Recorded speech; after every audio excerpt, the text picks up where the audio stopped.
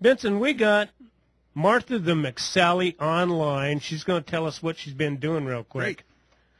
Martha, what are you doing, girl? Hey, Joe. How are you? I'm doing great. I'm old and decrepit, but I hear you raised a little bit of money for your war chest here. Well, I'll tell you, I'm really humbled by the investment that people are willing to make, especially coming off the special election. So, yeah, I'm happy to report, for those who didn't see our press release, that in essentially less than 2 weeks, I mean, we said it was 18 days, since the special election between, June 12th and June 30th, but the reality is we didn't really kind of get going until less than 2 weeks.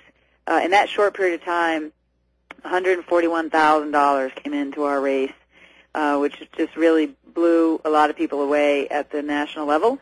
And for the whole quarter, because we had to report it as a continuous thing, we really only had about 17, 18 days of the remaining of the special election, followed by 2 months of doing nothing as we were, supporting our nominee and waiting to see how that special election ramp came out.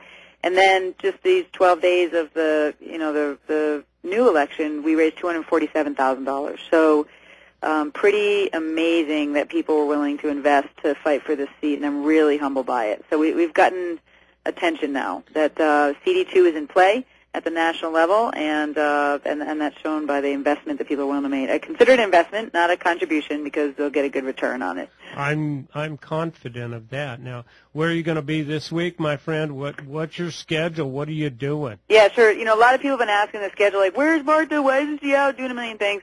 The reality is for this campaign right now, the priority is fundraising.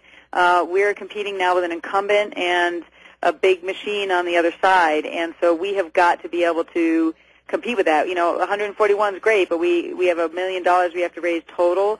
So I'm spending a good deal of my time on the phone and in meetings trying to raise those funds. We've got some other, small meetings where I'm out and about in the town, but the focus right now has got to be fundraising so that we can fight for and win this seat. We're going to announce some pretty cool additional endorsements tomorrow. We've already announced Senator Kyle and Congressman Trent Franks. So tomorrow we're going to add a few more on there. And then this week I'm flying on Tuesday to Montgomery, Alabama to speak to about 850 young Air Force officers. They asked me to come speak at a warrior symposium for them there. And so I agreed to do that, to mentor our next generation here of military officers. I'll be back Wednesday night. And then over the weekend I do head to D.C. The following week I'll be doing some meet and greets and attending a candidate school with the NRCC and some other stuff going on that following week. So priorities right now, still fundraising, having some meetings with people, trying to see what we can do to bring some unity to our party. And we're also, organizing our team and bringing in more staff to make sure we're set up for success. We're actually going to be moving our headquarters shortly to another location.